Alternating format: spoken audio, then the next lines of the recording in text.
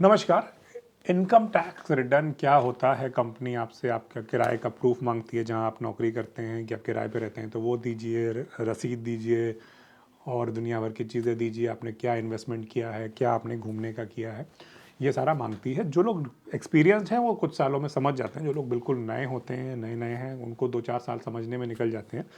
तो आज हम यही प्रक्रिया समझाने वाले हैं और कैसे आप अपना टैक्स ब्रैकेट में अपना टैक्स बचा सकते हैं, इस पे बात करने वाले हैं। बिल्कुल बेसिक लेवल से समझाने वाले हैं। तो शुरू करते हैं बात। तो सबसे पहले चीज़ एक आवाज़ समझ लीजिए। आपने साल भर में जो पैसा कमाया, साल के आखिर में सरकार आपके मालिक से, आपकी कंपनी से कहती है कि इन्होंने साल में जो पैसा कमाया है इसमें से टैक्स काट कर हमको दो। आपका टैक्स काटा जाता है और सरकार को दे दिया जाता है। उसके बाद आप कहते हैं, व्यक्ति कहता है कि साहब हमने हमारा टैक्स काट लिया है, तो इस टैक्स में तो क्या कहते हैं, हमने ये चीज़ें भी की हैं, हमने खर्चे भी किए हैं, हमने इन्वेस्टमेंट भी किया है, हमने कर्जा भी ले रखा है, हमारी कमाई जितनी दिख रही है उतनी है नहीं, हमारे खर्चे भी हैं। तो आप कंपनी को अपना प्रूफ देते हैं कि इतने इतना हमारा खर्चा हो गया है और इसमें से इतना टैक्स नहीं कटना चाहिए। उसके बाद जब साल निकल जाता है, 31 मार्च हो जाती है, अगला फाइनेंशियल ईयर शुरू हो जाता है, फिर सरकार बताती है कि आपका इतना टैक्स कटा था, इतना आपने खर्चा दिखाया था, तो सबूत दीजिए कि ये सारे खर्चे सही है। तब आप इनकम टैक्स रिटर्न फाइल करते हैं अगले फाइनेंशियल ईयर में। अगर आप लोगों का जो टैक्स है वो ज़्यादा कट गया था, आपका टैक्स कटना चाहिए था 50,000 रुपये, कट गया 70,000 रुपये, तो आपको 20,000 रुपये का रिफंड मिलता है, आपका टैक्स वापस आता है। ऐसा नहीं है कि इनकम टैक्स रिटर्न भरने का मतलब है आपको इनकम टैक्स जमा करना पड़ता है।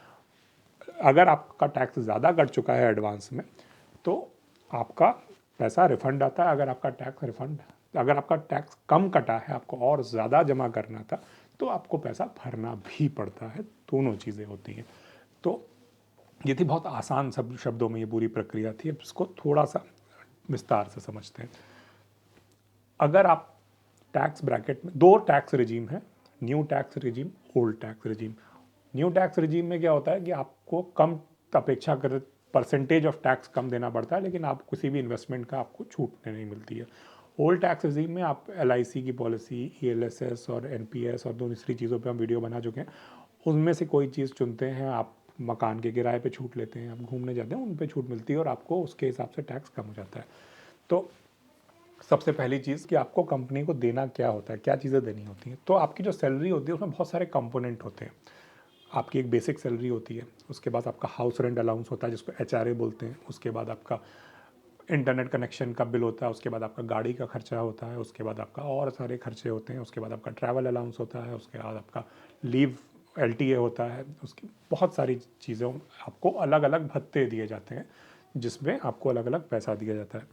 अब मान लीजिए आपका इंटरनेट का महीने का, आप फ़ोन इस्तेमाल करते हैं, आप कंपनी के काम से, आपको इंटरनेट, आप वर्क फ्रॉम होम कर रहे हैं, आपको इंटरनेट कंपनी के काम से लगाना पड़ता है और कंपनी ने कहा आपको 2,000 रुपये महीने का इंटरनेट का खर्चा हम आपको देंगे। साल के आखिर में कंपनी आपसे कहेगी कि 2,000 रुपये महीने के हिसाब से अगर आपने खर्च किया है तो उसका बिल जमा करिए। उसमें आप अपना फ़ोन का बिल भी जमा कर दीजिए, अगर आपको अलाउंस मिलता है उसमें आप अपना इंटरनेट ब्रॉडबैंड का बिल जमा कर दीजिए, उसमें आप अपना पेट्रोल का बिल जमा कर दीजिए कि साहब हमको ऑफिस आना जाना, तो हम जा तो आपके दफ्तर कंपनी के काम से रहे ना, अपने काम से तो रहे नहीं है, तो पेट्रोल का बिल जमा कर दीजिए। उसमें आप और सारी चीज़ें जमा कर दी। अलग अलग नौकरियों में 19-20 अलग अलग तरह के बिल होते हैं। आप गाड़ी का, इसका, अपने ड्राइवर रख रखा है तो ड्राइवर की सैलरी, वो सारे बिल उसमें आप कंपनी को अपनी जमा करते हैं जनवरी फरवरी महीने में। उस आप HRA में घर का किराया जमा करते हैं। अब इसमें हाँ, एक चीज़ जो आती है उसमें आता है कि लोग 8,000 तक मांगते हैं, क्योंकि उसमें पैन नंबर देना पड़ता है। क्या उससे ज़्यादा अगर आपका बिल है तो उसमें और डिटेल मांगी जाती है। उसमें आप 2 मकान भी किराए पे ले सकते हैं, क्लेम कर सकते हैं। आप 2 जगह किराए पे रह सकते हैं, लेकिन एक से ज़्यादा जगहों का किराया भी दिखा सकते हैं। ये भी एक चीज़ है जो लोग नहीं जानते। खैर, तो आपने रेंट एग्रीमेंट, अपने घर का रेंट एग्रीमेंट सबमिट किया, सारी चीज़ें सबमिट की कि आप जितना किराया ले रहे हैं। ये सारी चीज़ें सरकार के पास नहीं जमा हो रही हैं, ये आपके कंपनी में जमा हो रही हैं। जो आपका HR है वो आपसे लेगा, जो आपका पेरोल बनाते हैं वो आपसे लेंगे, और इसके बाद वो कैलकुलेट करेगी कि जो आपकी तनख्वाह थी उसमें कितना, जो टोटल पैसा था उसमें से कौन सा पैसा ऐसा था जो भत्ते में था, उसमें आप लीव ट्रैवल अलाउंस कैलकुलेट कर सकते हैं, यानी जो आप मान लीजिए काम कर रहे हैं तो आपको ब्रेक चाहिए, छुट्टी पे जाना चाहिए ताकि आप फ्रेश होकर काम कर सकें, तो वो भी आप क्लेम कर सकते हैं। छुट्टियों का पैसा, अलग अलग मेडिकल का पैसा, बहुत सारी चीज़ों का पैसा क्लेम कर सकते हैं। इसके बारे में आपको अपने एचआर से लिस्ट मिलती है, आपका जो एचआर है, अगर नहीं मिली तो आप मांग सकते हैं कि आप क्या क्या अलाउंस क्लेम कर सकते हैं। उनके बिल जमा करिए, उनकी रसीदें जमा करिए, उनके कागज़ जमा करिए और उसको जमा कर दीजिए अपने एचआर के पास। उसके बाद उसके आधार पर आपका टैक्स कैलकुलेट होगा। जो आपका टैक्स एक्स्ट्रा बन रहा होगा वो अगले 2-3 महीने की सैलरी में वो सारा पैसा उसमें एडजस्ट हो जाएगा। एटीसी में जो आपने इन्वेस्टमेंट किया होगा 1,50,000 रुपये का, वो उसमें से अगर आपने उसके प्रूफ दे देंगे कि आप हर महीने में 10,000 रुपये की SIP चला रहा हूँ तो 1,20,000 रुपये ये हो गया ELSS में, या मैंने PPF में इतना पैसा डाला, वो सारा सब कुछ हो जाएगा 31 मार्च से पहले। जो भी आपका इन्वेस्टमेंट होगा वो सारा आप HR को देंगे अपने, वो सारा पैसा उसमें से वो डिडक्ट कर देगा और आपकी टैक्स डिडक्ट करके सरकार को दे देगा। ये हो गई यहाँ तक की प्रक्रिया। अगर आप ये डेट मिस कर देते हैं, अगर आप ये जमा नहीं कर पाते हैं, तो फिर क्या होगा? क्या आपका सारा पैसा चला गया? क्या आप टैक्स नहीं बचा पाएंगे? ऐसा नहीं है। उसके बाद दूसरा ऑप्शन आपको मिलेगा जब आप इनकम टैक्स रिटर्न जमा करेंगे, रिटर्न फाइल करेंगे।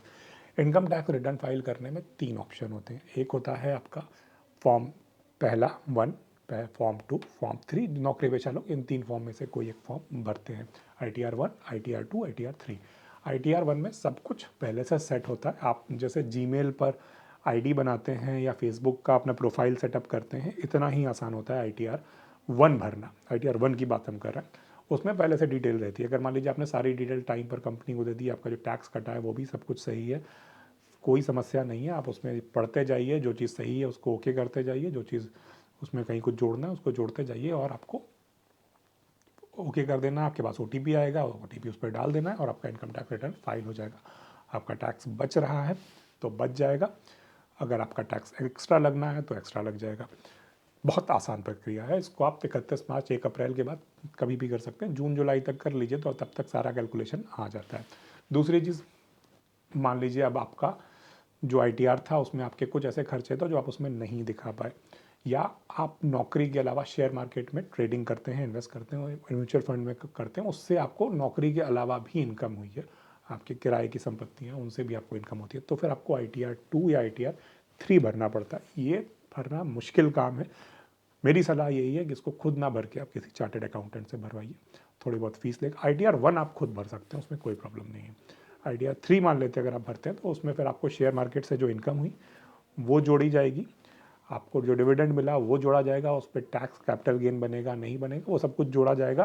प्लस उसमें अगर आपके कुछ खर्चे हुए हैं, मान लीजिए आप फ्रीलांसिंग करते हैं नौकरी के साथ साथ और उसमें आपको साल में 50,000 रुपये इनकम हुई, लेकिन उस 50,000 रुपये की इनकम को करने के लिए, आपको कंसल्टेंसी देने के लिए, आपको फ्रीलांस करने के लिए एक नया लैपटॉप लेना पड़ा जो 30,000 रुपये का था।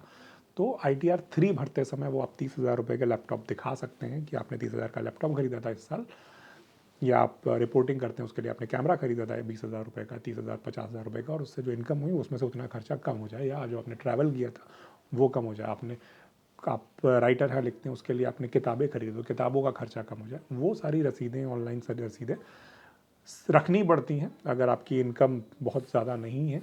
कुछ लाख रुपए, 1-2 लाख रुपए, 3 लाख रुपए जैसी इनकम के लिए CA शायद आपसे कंफर्मेशन के लिए मांगे कि आपके पास रसीदें होनी चाहिए, वो चेक नहीं करेगा। इससे ज़्यादा होगी तो वो आपकी रसीदें चेक करेगा और उसके बाद इनकम टैक्स उसमें सबमिट कर देगा और इनकम टैक्स भर जाएगा। ये पूरा प्रोसेस है भरने का। उसमें भी सेम प्रोसेस है, अगर आपका टैक्स बन रहा है तो आपको एक्स्ट्रा टैक्स देना पड़ेगा, अगर आपका टैक्स बच रहा है तो आपको रिफंड मिलेगा। हाँ, अगर आप फ्रीलांसिंग पूरी तरह से फ्रीलांसिंग ही करते हैं तो आपका 10% TDS कटता रहता है। जब आपका TDS कटता है तो साल के आखिर में इनकम टैक्स रिटर्न भरिए, तो आपकी जो टैक्सेबल इनकम होगी उसमें सारी चीज़ें, आप यही सारी चीज़ें भरेंगे अपनी, कि साल भर आपने कितना किराया दिया, साल भर आपने, अगर आप किराए पे नहीं रहते हैं तो बाय डिफ़ॉल्ट कुछ किराया उसमें दिखा भी सकते हैं अगर आपको HRA नहीं मिलता है तो। और आपने क्या किया, वो सारा जो TDS कटा था उसमें से जो आपका अमाउंट रिफंड में बन रहा होगा वो वापस मिल जाएगा। तो क्लियर समझ लीजिए, आपका जो अभी जो कागज़ आपको जमा करने हैं वो इनकम टैक्स विभाग को नहीं कर रहे हैं, वो अपने ऑफिस को कर रहे हैं, जो आपको अलाउंस मिल रहे हैं उनके अगेंस्ट, कि मुझे साहब साल में 20,000 रुपये फ़ोन के बिल खर्चे के लिए मिला था और 20,000 रुपये मैंने खर्च कर दिए हैं, ये रही उसकी रसीद। तो इस तरह से है। और इनकम टैक्स रिटर्न जब आप फाइल करेंगे तो हो सकता है उसमें आपको पैसे वापस मिले। अगर आपको पिछले कुछ सालों में आपने TDS कटवाया है और रिटर्न आपने नहीं लिया है, मान लेते हैं, तो ये एक्स्ट्रा TDS है, तो आप जब रिटर्न फाइल करने जाएं तो उसमें आपको पिछला भी आपको रिफंड का अमाउंट जुड़कर मिल जाएगा। रिटर्न ज़रूर फाइल करिए, भले ही आपकी इनकम टैक्सेबल ब्रैकेट में आए ना आए, इसके बहुत सारे फ़ायदे हैं। आगे आपको कभी पासपोर्ट वीज़ा के लिए ज़रूरत पड़े या कहीं बहुत सारी चीज़ों में आपको आपके इनकम टैक्स रिटर्न की ज़रूरत पड़ती है, कि आपकी आय निश्चित हो जाती है कि आपकी ये आय है भारत सरकार के, आप एक नागरिक हैं जो कमाते हैं। तो अगर आपको ये वीडियो सही लगा हो तो ज़रूर हमें बताइएगा कमेंट में। अगर और कुछ जानना हो तो हमें ज़रूर बताइए। देखते रहिए राइज मनी वाइज। नमस्कार, धन्यवाद।